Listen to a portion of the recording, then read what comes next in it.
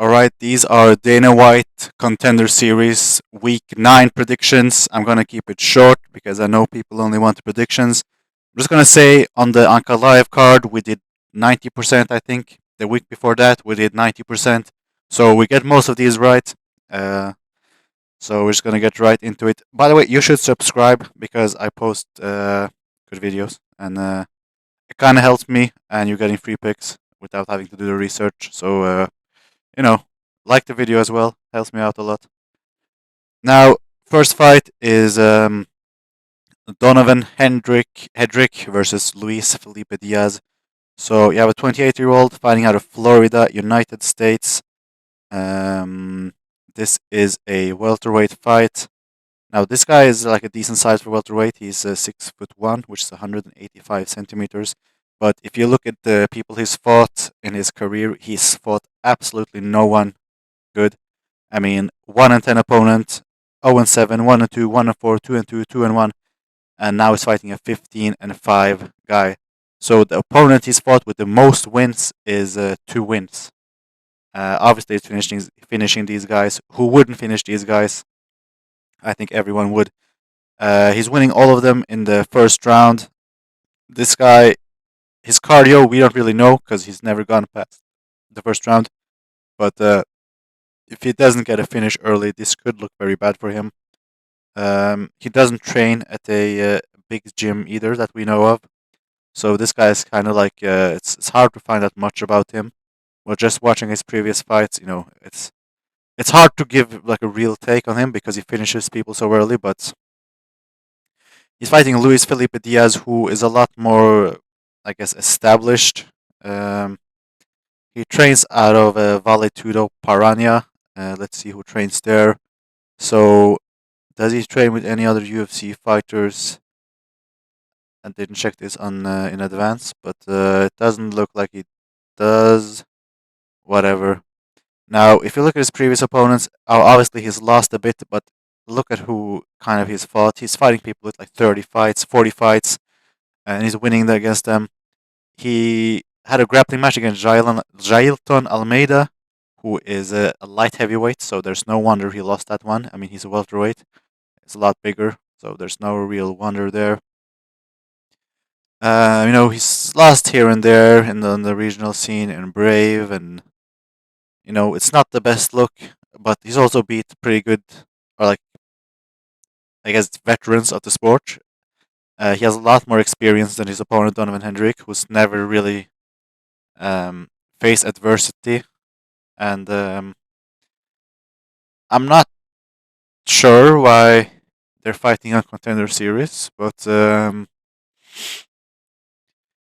just looking at their previous records and what they've done in the sport, it's not much. None of them have done much for the sport, but this Donovan Hendricks, it's easy to look at. Okay, he's 6-0. He's good. He's undefeated, but he's fought absolutely no one of note.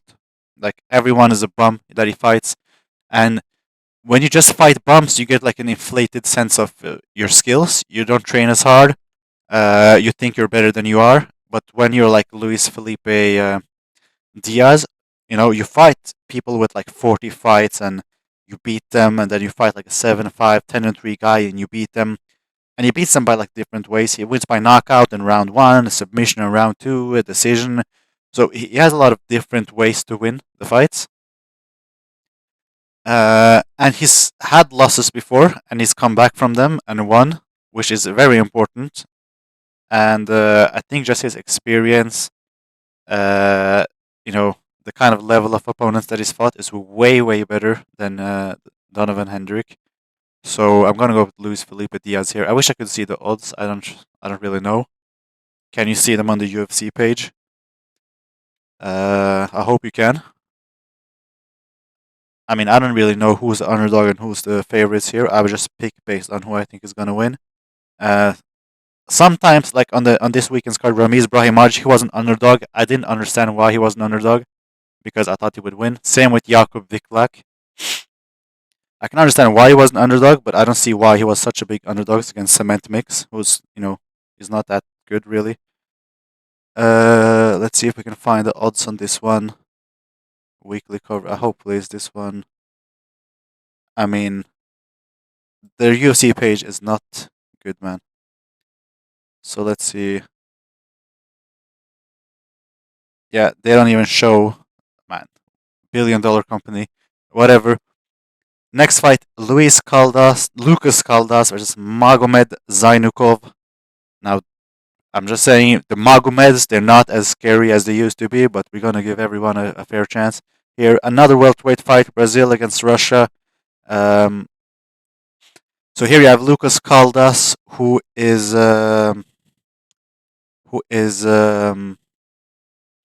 in his last fight he weighed in at the catch weight of 162.5 pounds. So obviously he's not the biggest welterweight. 29 years old, 183 centimeters. He trains at not such a big gym. It's kind of a smaller gym, not a notable one, at least.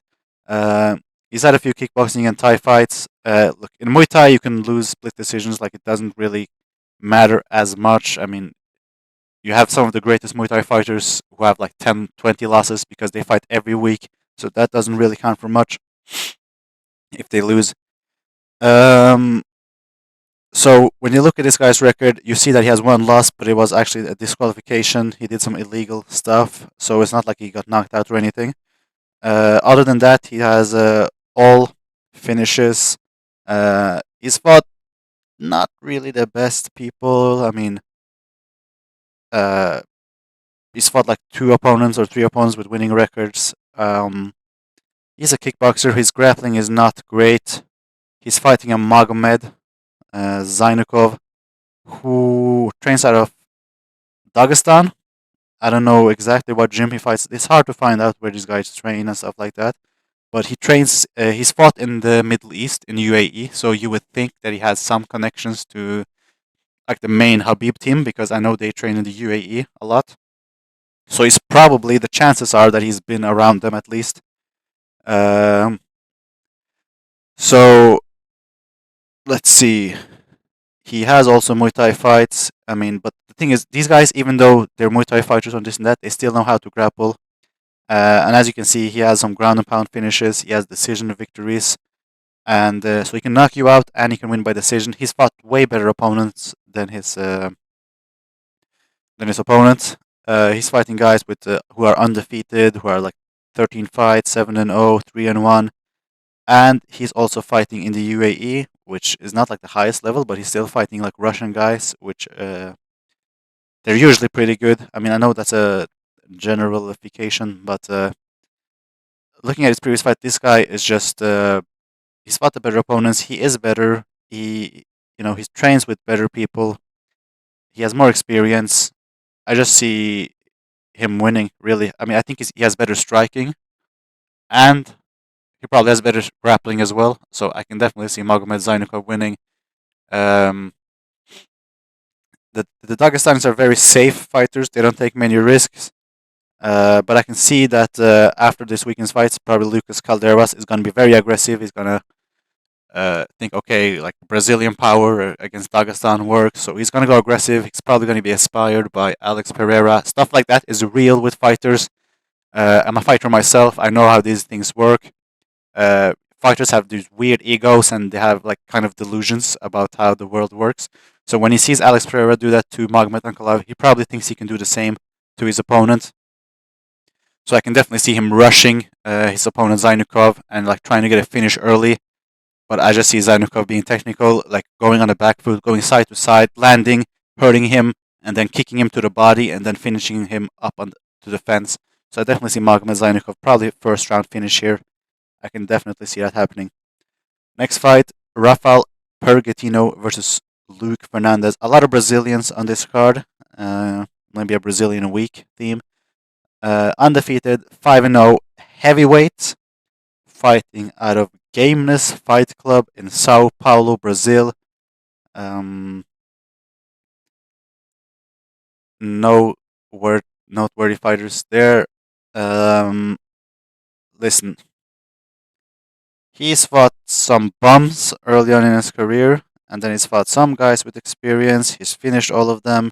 He is a champion in his organization. 4-0. I mean, with heavyweights, it's impressive when they win by. It's impressive when heavyweights win by submission because usually they just knock people out. And this guy has a few submissions. He has a few knockouts, so he can definitely mix it up. He's fighting Luke Fernandez, who is was fighting out of CFFC, which do have some fighters in the UFC lately. Now, this guy is kind of a wrestler, but he can also strike, Luke Fernandez. And he grappled Phil Hoss, who I believe is a middleweight. Middleweight, so, I mean, I don't know why if he's a heavyweight, why is he grappling with middleweights? I don't know, but he did that and choked him out after 6 minutes. I mean, it is what it is.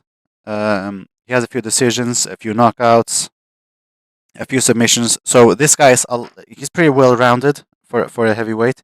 You know, he can definitely win by all kinds of ways. I mean, he's won by submission, knockouts, and decisions. His opponent has also won by knockouts and submissions, but he's usually wins like early on in the fight. And I just think this guy can mix it up better. I can definitely see him getting a takedown. Uh, like I can see him like setting up a takedown with punches, which sounds like a basic thing that everyone should know, but for heavyweights, that's kind of like revolutionary to set up your takedowns and actually get them. I think this guy can do it and control his opponent on the ground. Probably get like a few elbows in. The guy turns his back and he's gonna sink in like a rear naked choke. So that's how I see this fight going. I see this Luke Fernandez getting like a rear naked choke after hurting his opponent early on. And yeah, I just think he has more ways to win, and he has lighter man skill as well. I mean, he's a light heavyweight. Actually, the other guy's a heavyweight. I don't know what is this a heavyweight fight or is it light heavyweight? If it's heavyweight, I mean, does it say? Yeah, I don't. I mean, the UFC needs to step up, man. They don't even say if it's a heavyweight or light heavyweight fight, but it doesn't really matter because Luke Fernandez is gonna win anyways. I didn't know that many people agreed with this, but apparently they do. So yeah, definitely see him winning. He has more ways of winning, and we're gonna go with him by submission. Next fight: Adrian Luna Martinetti versus Mark Vologdin. Bantamweights. Uh, Now the UFC lately they've been really wanting more fighters from like the South American regions, like not just Mexico, but like Peru and Cuba, or not Cuba, but like Ecuador, stuff like that. So they kind of just find anyone from those areas and they want them to win. There was one last week who won, who looked pretty decent, and now they have another one. This guy has a lot of fights. Most of them early on are against bums.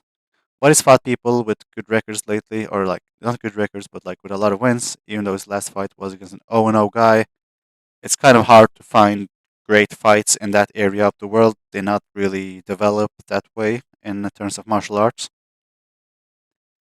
I know Mexico is, but not like Ecuador and Peru and all those areas, like South America. I don't see them having the greatest fighters in the world. But you know, he's got a decent record. He's done what he can with his opponent. He's only lost once. He trains with Stalin, so you know Stalin and Franco. Come on, man! Like, what's going on with that name? He's fighting Mark Volodkin, who is a Russian. He's not a. He is not a Dagestani. He's like a Russian. He trains at All Stars Training Center, which is interesting. So that's in Sweden. If you don't know, that's where Hamzat came out from, and also Alexander Gustafsson owns that gym.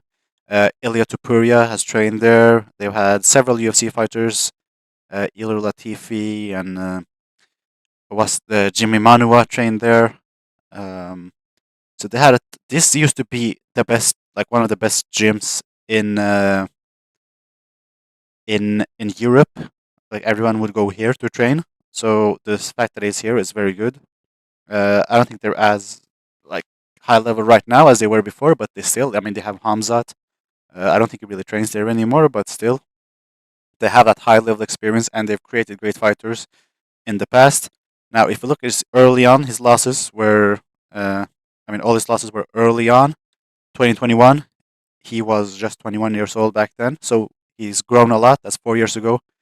He's had some experience, fought decent opponents on the regional scene in Europe, and I truly believe if you fight in Europe, it's much harder than in the other parts of the world because in places like USA, you can just you can sign up to an MMA gym and have your first professional fight within like 2 months because there are fights like every week. There's so many fights, but in Europe, there's not that many fights, and you kind of have to like travel around. So if you're in like Sweden, you have to travel to like I don't know, like Germany or something to fight. So you have to. There's a real commitment. You have to actually travel.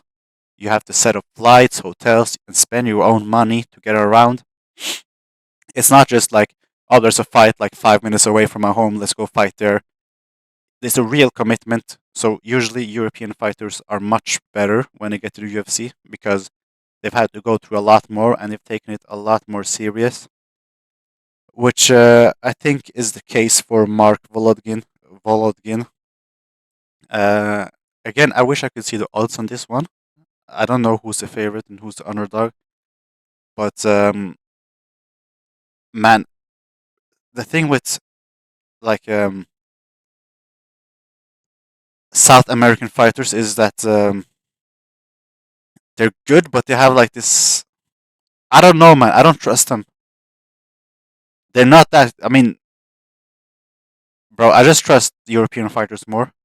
I think Mark Volodkin is more well-rounded, and he trains at a way better gym. I think that matters so much, especially when you're in a gym that has champions. And I mean, you've seen what you can do. This guy probably looks at Alexander Gustafsson, and he looks at people like Hamzat and Guram Kutateladze, and he thinks like, okay, I'm training with these guys. Like, why could that not be me?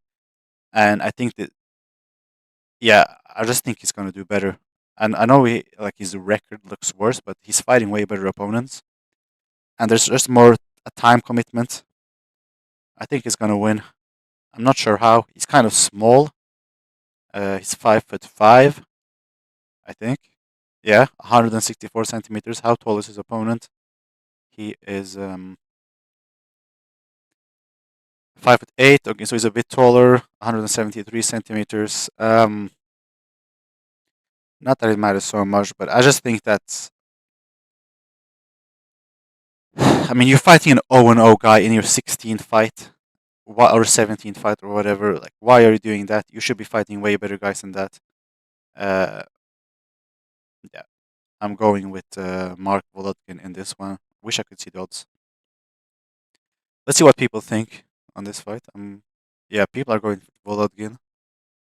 Okay, makes sense.